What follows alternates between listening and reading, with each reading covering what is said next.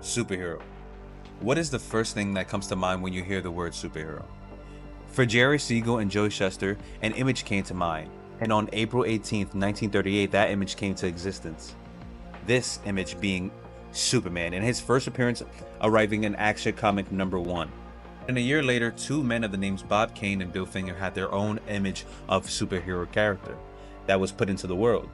That character making an appearance in Detective Comics #27, the character named Batman.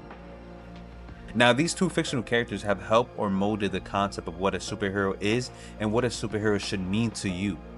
To the ordinary minds, when thinking of a superhero, it is about fighting and saving people. But Batman and Superman did more than just save their fictional world. They saved their audience. Now, side by side, these two characters oddly don't seem like they share the same narrative for their audience, but both are a symbol of hope.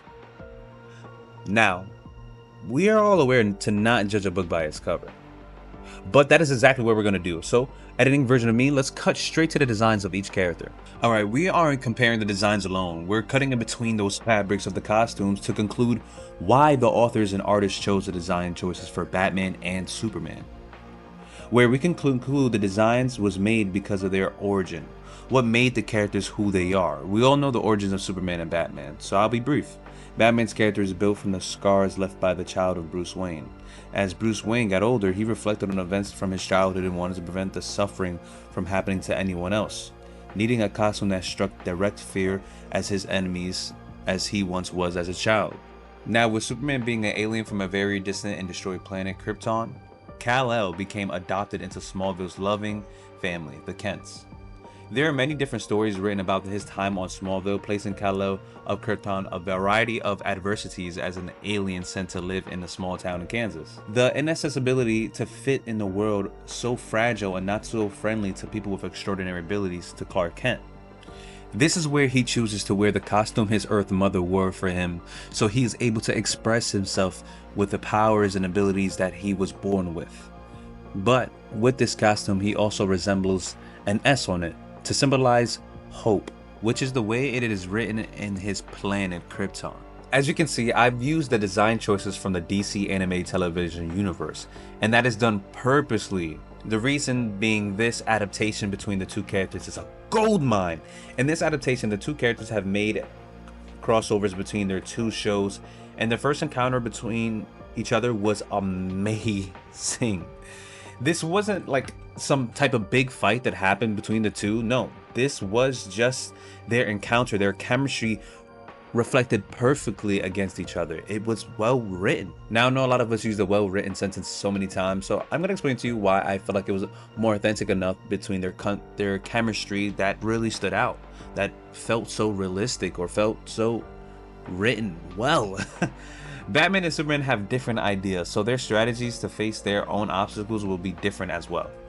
And this is where they oppose one another.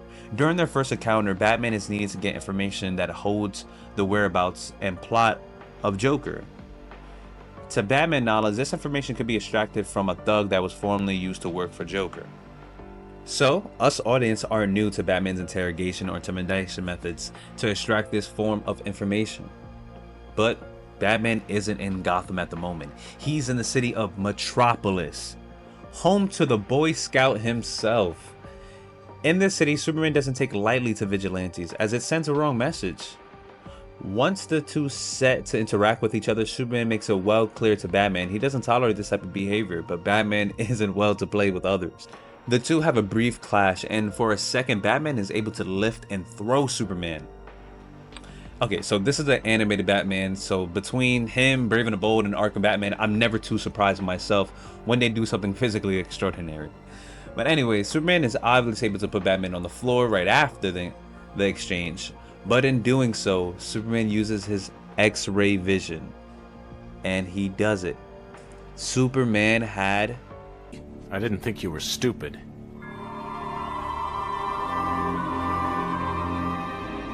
Bruce Wayne. You peaked. An intense encounter. Brief, but intense. Now, Batman isn't one to allow an opponent to get the better of himself. So, after the exchange was over, Batman had a countermeasure to remind Superman his identity wasn't the only one on the line. Batman had tracked Superman back to his home, revealing his identity.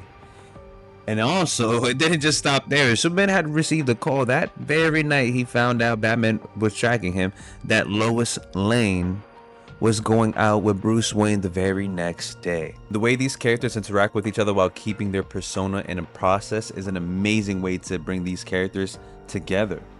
The DCAU has done a perfect job of keeping these characters alive. Now, obviously, we all know this wasn't the only appearance together, as the two appeared more often in the Justice League show, as both were leading members of the League, where it brought us amazing chemistry and interactions between the two that hasn't been topped since. Batman and Superman striving together, leading many other new superheroes, or standing side by side above all obstacles is an extraordinary idea for a TV show. So, in many instances, we'll be shown the two fighting beside each other, but it goes further than just fighting. The Justice League show provides us with two standing up for one another's ideas, motivating the other and giving each other hope. There are many examples of this that can be shown throughout the series, and usually they'll both be on the same screen, but the best way to explain this to you, the audience, is when they're not together, and still be able to give each other hope for the other.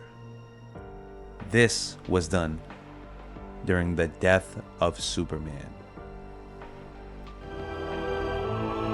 This is Snapper Carr returning to our continuing coverage of the death of Superman. I'm here at First Metropolis Cathedral, where just hours from now, services will be held for the world's greatest hero. In addition to friends, colleagues, and loved ones, heads of state from over 400 countries are expected to attend today. In the streets of Metropolis, as in cities all over the world, thousands have gathered to pay their last respects to the Man of Steel. Our all-day live coverage will conclude following Superman's ceremonial interment later this evening. Afterwards, our panel of commentators and pundits will debate the question on everyone's lips: without Superman, can there be a Justice League? Our coverage of the death of Superman will continue. What is it, Alfred? I'm afraid it's time, Master Bruce. I'm not going to the funeral. Why? Because he's not dead.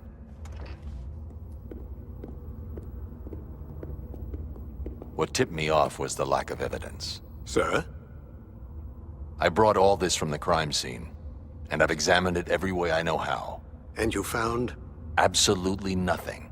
No scorching, no residue, no radiation. Objects were here, then they were gone. I'm afraid I don't understand. Matter can't be created or destroyed, just changed from one form into another. As you say, sir. I believe I heard something about that when I attended grammar school.